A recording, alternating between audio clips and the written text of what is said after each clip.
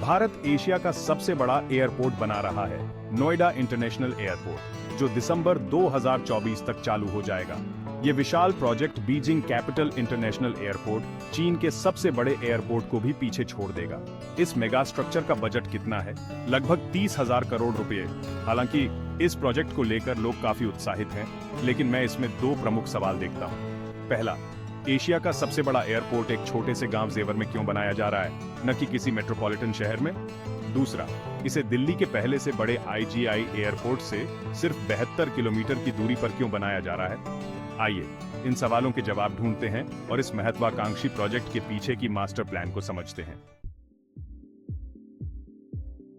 तो Noida international airport इतना खास क्यों है? सबसे पहले, यहाँ 6 रनवे होंगे जो प्रतिदिन 1000 से ज्यादा फ्लाइट्स को संभालने में सक्षम होंगे, दुनिया के सबसे बड़े एयरपोर्ट रियाद के बराबर। दूसरा, टर्मिनल का इंफ्रास्ट्रक्चर टाटा ग्रुप द्वारा बनाया जाएगा, जिसमें भारतीय और स्विस वास्तुकला की झलक होगी। एक और अनोखी बात यह है कि यह उन चुनिंदा एयरपोर्ट्स में से एक होगा जो पूरी तरह से डिजिटल और पेपरलेस होगा, जिससे यात्रियों को टिकट या बोर्डिंग पास की लाइन में लगने की जरूरत नहीं होगी। इसके अलावा यहाँ भारत का सबसे बड़ा कार्गो टर्मिनल होगा, जिससे यह एक प्रमुख ट्रांसपोर्टेशन हब बन जाएगा। भारत का एविएशन सेक्टर तेजी से बढ़ रहा है। एक विकसित होती अर्थव्यवस्था और बढ़ती क्रय शक्ति के साथ ज्यादा से ज्यादा लोग हवाई यात्रा का विकल्प चुन रहे हैं। पिछले साल ही हवाई यात्रियों की संख्या 8 करोड़ 34 लाख से बढ़कर 15 करोड़ 20 लाख हो गई। इस बढ़ती मांग को पूरा करने के लिए हमें और बड़े एयरपोर्ट्स की जरूरत है। इस एयरपोर्ट को बनाने का मुख्य उद्देश्य दिल्ली के आईजीआई एयरपोर्ट पर बढ़ते दबाव को कम करना है, जो अपनी क्षमता के करीब पहुंच चुका है।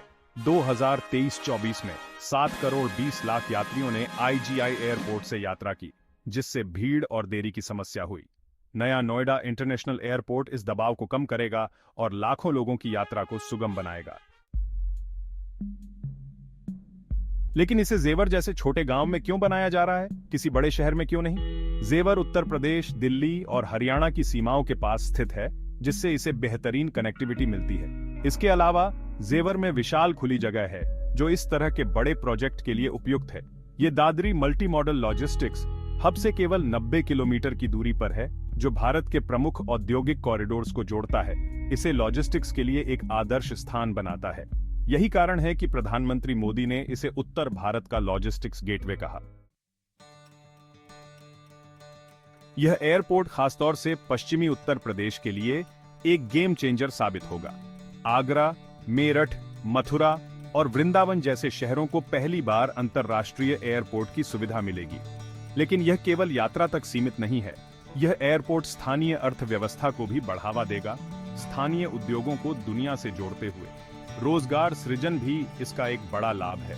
इस प्रोजेक्ट से निर्माण, संचालन और संबद्ध उद्योगों में हजारों नौकरियां पैदा होंगी। यूपी को एक प्रमुख लॉजिस्टिक्स और एक्सपोर्ट हब के रूप में स्थापित करके यह एयरपोर्ट छोटे किसानों तक भी वैश्विक बाजार की पहुंच प्रदान करेगा।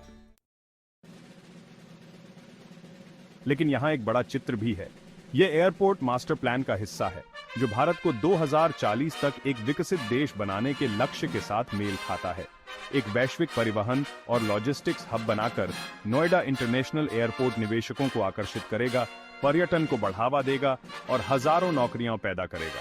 यह एयरपोर्ट भारत की एक जिला, एक उत्पाद नीति का समर्थन करेगा, जिससे उत्तर प्रदेश के गन्ने और अन्य कृषि उत्पादों के निर्यात में वृद्धि होगी। अंत में, भले ही एक एयरपोर्ट पर 30,000 करोड़ रुपए खर्च करना महंगा लगे, लेकिन लंबे समय के लाभ इन लागतों से कहीं अधिक होंगे।